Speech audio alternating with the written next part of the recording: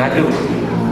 Jadi selama dia mendapatkan gaji yang besar itu, kalau besar itu kan kalau mau mengetahui sesuatu yang besar, membandingkan dengan yang lebih kecil. Jangan membandingkan dengan yang lebih besar, akan menjadi kecil.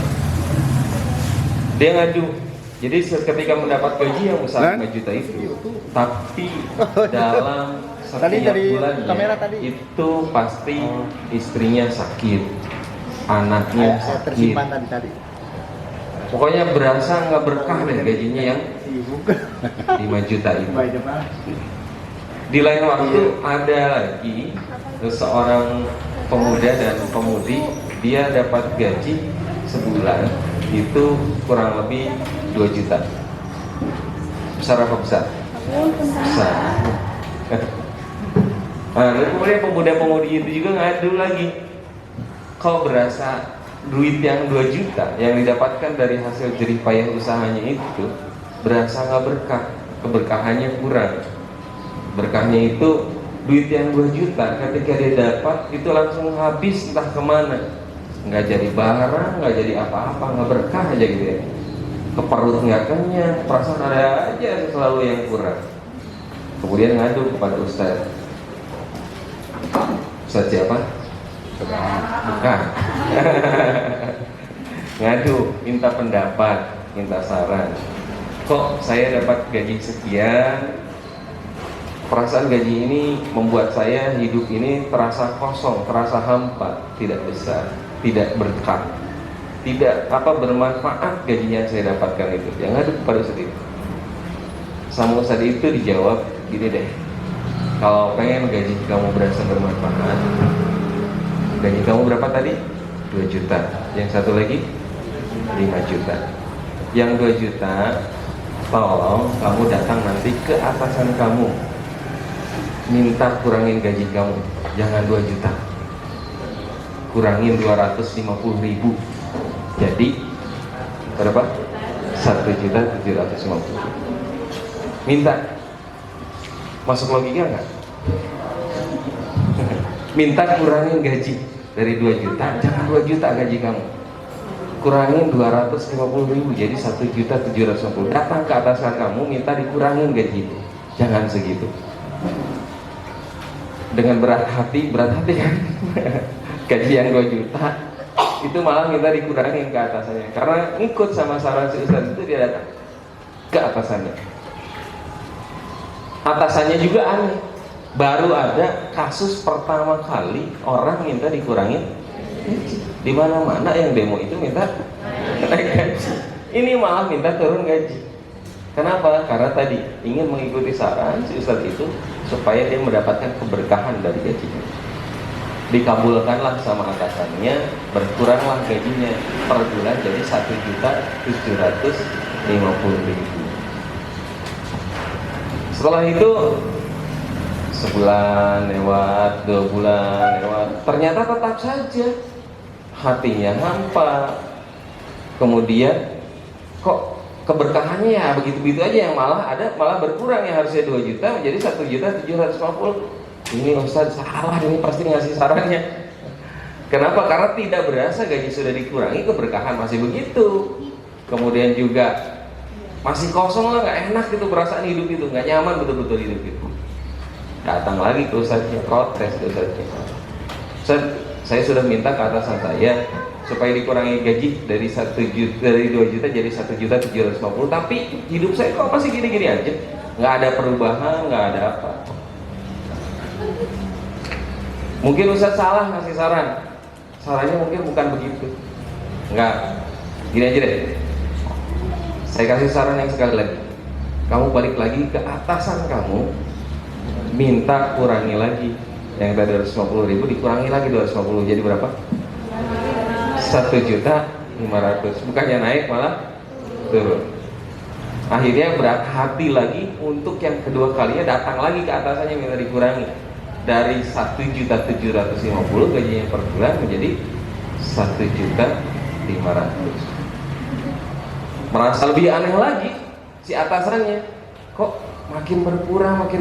Baru ini orang spesial nih, yang lain minta naik, ini minta turun lagi. dikabulkan walaupun juga tidak mengikuti prosedur yang ada. Jadilah gajinya 1.500.000. Dilaluilah oleh orang itu gaji yang 1 bulan 1.500.000 itu dilalui perjalanan hidupnya selama 1 bulan. Ternyata setelah gajinya menjadi 1.500.000, hatinya nyaman, tentram, nggak pernah ada ujian yang berat-berat datang kepadanya. Pokoknya bahagia hidupnya ketika mendapatkan gaji 1.500.000 rupiah. Nah, karena sudah merasakan itu, akhirnya datang lagi ke Ustaznya laporan, Ustaz, betul kata Ustaz, gaji saya yang 1.500.000 rupiah itu ternyata hari ini membuat nyaman saya, membuat tenang saya, tentram saya, hidup saya perasaan kalaupun ada ujian ya pastilah, tetapi ujian itu tidak yang berat membebani pikiran saya, mental saya, fisik saya menjadi nyaman nih sekarang hidup, merasa semangat dan bebas melakukan segala macam ibadah kepada Allah. Saat itu kemudian jauh gini, ya itulah Allah. Jadi memberikan kadar rezeki kepada seseorang itu memang segitu yang berkahnya, gitu. Yang lainnya tidak berkah berarti sisanya. Ketika kita mendapatkan uang dari sumber penghasilan yang ada, makanya harus disisihkan. Disisihkan itu supaya kita lebih menjadi berkah. Ada hak orang lain. Jadi ukuran, setiap orang punya ukuran masing-masing rezeki. Saya punya ukuran rezeki saya mungkin sekarang baru punya rumah 1 sama motor 3 ya, itu rezeki saya, sama sepeda 4. Sepeda 4 itu sepeda saya, sepeda anak 3 kan, ini jadi 4 gitu ya. Itulah rezeki saya. Cuma punya tanah 84 meter persegi, itulah rezeki saya saat ini gitu ya, yang diberikan oleh Allah. Semuanya punya kadar masing-masing. Ustaz Rijal punya rumah, punya kontrakan, punya mobil insya Allah ya. Dan lain sebagainya. Semua orang punya kadar rezeki masing-masing. Tetapi yang menjadi patokan penting adalah keberkahan hidup. Saya pengen nanya kepada yang hadir semua di sini, merasa berkah nggak hidup? Alhamdulillah. Berarti itulah yang memang menjadi sumber rezeki kita. Ketika Allah nanti naikkanlah sedikit naik itu langsung drastis banyak atau sedikit kalau naik? Naik itu sedikit atau langsung drastis gitu ke tempat yang tertinggi? Sedikit, step by step. Seperti anak tangga, Allah naikkan itu seperti anak tangga. Orang kalau yang naik ke tangga, anak tangga ini pasti satu-satu pengennya. Kalau langsung pengen 2, pengen 3 berarti harus capek kan gitu ya. Step by stepnya seperti anak tangga, sedikit naik gitu. Nah, ketika kita sudah dinaikkan oleh Allah, jumlah rezeki yang diberikan oleh Allah, maka ingatlah bahwa Allah yang memberikan itu, sehingga mau sisihkan supaya menjadi berkah. Awalnya itu saja kisah inspiratif dari saya, mudah-mudahan menjadi inspiratif buat kita semua. Nggak gini, saya sebetulnya nyambungnya gini. Tiap bulan Ustaz Abdul Rahim itu kan suka menyodorkan ke kita ya, ke kita, ayo dong wakaf kan gitu ya, betul nggak?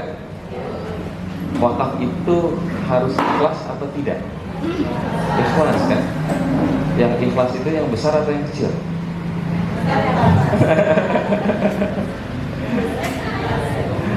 Yang ikhlas itu yang besar atau yang kecil? Ini nanti bapak-bapak kan mau Jumatan, ceritanya Jumatan, pasti keliling ada kotak infak ya. Ya, betul ya. Ada kotak infak. Kalau di dompetnya ada uang 100 ribuan, cuma 1 lembar keliling, mau dimasukin nggak?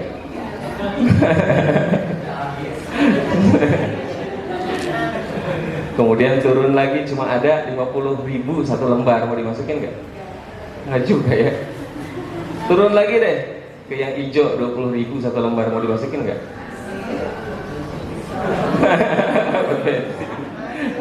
Turun lagi ya, jadi yang ungu yang 10 ribu 1 lembar, mau dimasukin nggak? Itu kadang-kadang kita itu berhitungnya begitu. Jadi ikhlas itu kalau kita mau pilih, sebetulnya ikhlas itu harusnya yang besar bukan yang kecil. Kalau ada pilihan di dompet kita, uang yang berwarna merah, biru, hijau, ungu, coklat, abu-abu, yang terakhir biru. Kemudian kita silver. Oh iya, ada. Kemudian kita dipilihin untuk wakaf, kita yang ikhlas itu yang mana? Yang katakanlah tadi yang coklatnya ikhlas, masukin itu bukan, berarti itu tidak ikhlas. Ya, betul nggak? Yang coklat itu nggak ikhlas. Kenapa disebut tidak ikhlas? Karena yang ikhlasnya, yang ikhlas buat kita itu yang merah, yang biru itu yang ikhlas buat kita. Yang dikeluarkan itu tidak ikhlas, karena memang tidak ikhlas buat kita, ikhlasnya buat orang lain gitu kan. Jadi pertanyaan ikhlas atau tidak itu dikembalikan kepada diri masing-masing. Nah, setiap bulan sedekahnya suka keliling. Si infak sekarang itu sudah terkumpul besar, itu lumayan dari keliling dari awal itu untuk rencana lelang wakaf di tanah belakang ini. Saya dengar informasinya itu sekitar sudah terkumpul sekitar 22 jutaan, besar ya. Ditambah lagi keikhlasan ibu bapak guru itu ditambah dengan pembangunan yang ada. Pembangunan yang ada itu diuji juga keikhlasan kita. Saya yang jadi ketua panitianya sempat tercengang dengan angka yang kemudian setiap hari saya pelototin. uang untuk dana ini itu sudah menghabiskan dana sekitar 650 juta. 650 juta. Yang kemudian uang yang masuk ke kita itu sudah hampir sekitar 700 jutaan di kas panitia itu. Sekarang di bendahara panitia itu sekitar ada 50 juta dalam jangka waktu 6 bulan dari Juli sampai dengan Desember saat ini. Itu karena milik Allah ya, kayaknya cepat banget. Buat Allah itu mudah. Coba kalau saya suruh nyari uang 600 juta, jangan 600 juta deh, 50 juta aja satu hari, bisa nggak? Susah ya. Tapi kalau buat Allah kayaknya mudah banget kan, karena didukung oleh kita semua. Allah menggerakkan hati kita semua. Ini loh, ada yang nanti akan abadi, yang akan dipetik nanti di akhirat. Yang ini bukan yang sekarang ada di rumah. Rumah yang ada, motor yang ada, pakaian yang kita pakai, kita meninggal ke siapa larinya? Ya kali waris. Nanti jangan-jangan kalau yang kemudian yang sudah punya istri ya, Cung yang sudah punya istri,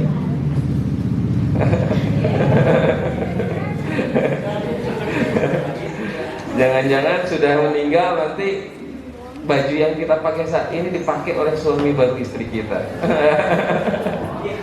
Ikhlas.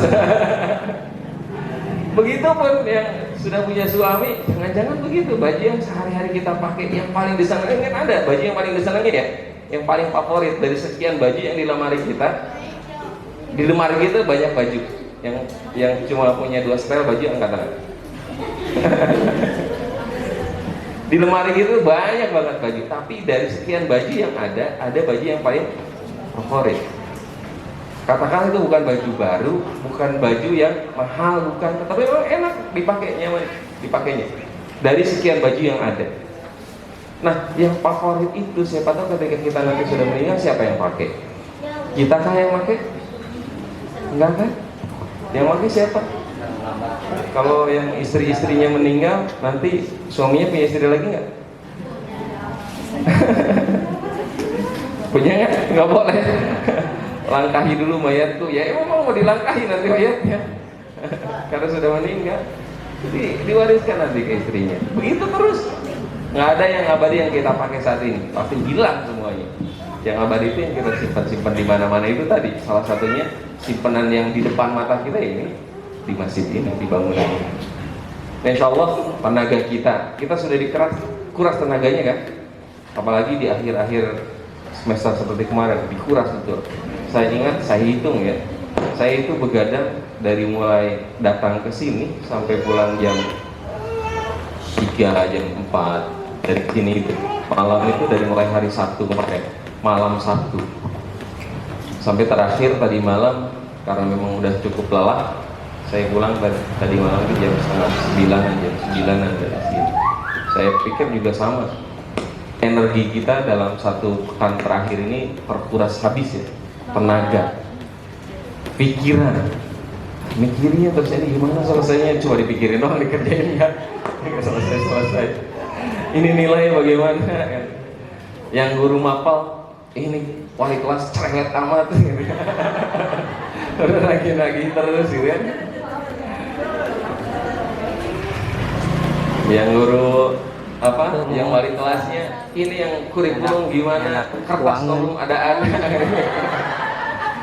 keselnya ada gitu. Terkuras pikiran kita, waktu kita habis, bahkan uang pun. Coba, itu rezeki ya, bagian dari rezeki yang diberikan oleh Allah dan insya Allah halal dan berkah ya. Selama kita ngisi raport, meriksa dan lain sebagainya, sudah berapa banyak jajanan yang dijajankan? Bapak-bapak, ini rahasia ya, rahasia kita aja. Jadi kalau pengen subur makanan, datang ke kantor ibu-ibu. Di sana banyak snack, banyak minuman gitu. Kalau di kita kan cuma minuman aja ya. Ada makanan banyak kejajar. Tuh coba berhitung itu jajanan itu berapa banyak yang sudah dikeluarkan. Tapi ya, insya Allah itu menjadi berkah buat kita semua. Sudah. Oh, 15 menit lagi. Sudah 15 menit lagi menuju adzan. Kita break seperti yang sudah diinformasikan.